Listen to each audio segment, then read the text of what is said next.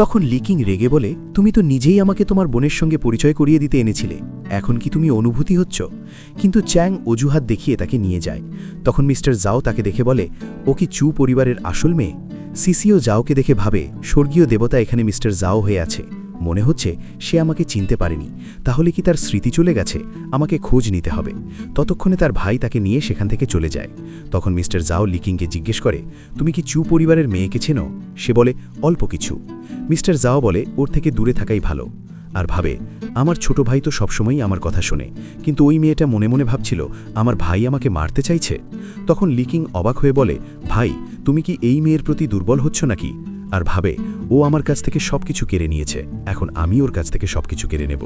Mister জাও তখন বলে, আমাকে চু পরিবারের একটা ইমিটেশন কার্ড দিয়ে দিও। তখন লিকিং বলে, তোমার আজ পর্যন্ত কোনো ফিমেল মডেল পছন্দ হয়নি?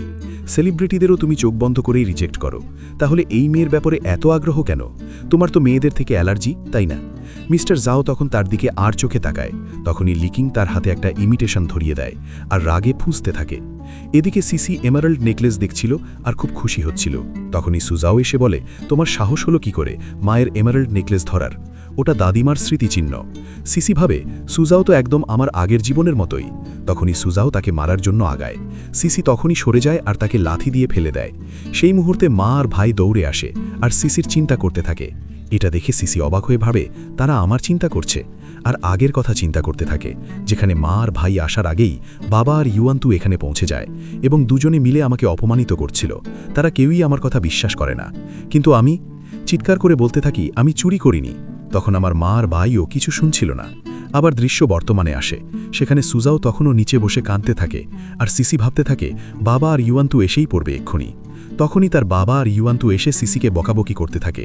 তখন মা একদম অবাক হয়ে ভাবে, যাকে আমি এতদিন আমার বন্ধু ভাবতাম, সেই ইউয়ান্তুই আমার স্বামীর দ্বিতীয় স্ত্রী।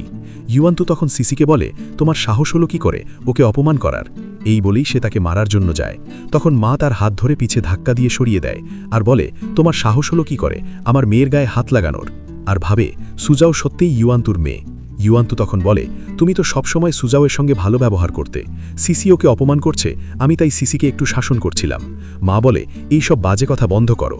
তখন সুজাও বলে, আপনারা লড়াই করা বন্ধ করুন, এই সিসি মায়ের নেকলেস চুরি করেছিল আর আমাকেই মেরে ফেলে দিয়েছে। তখন মা ভাবে, এই সুজাও তো বারবার আমার মেয়েকে ফাঁসানোর চেষ্টা করছে। চ্যাং ভাবে, আমি বিশ্বাস করতে পারছি না, এত বছর ধরে আমি ওকে রক্ষা করছি।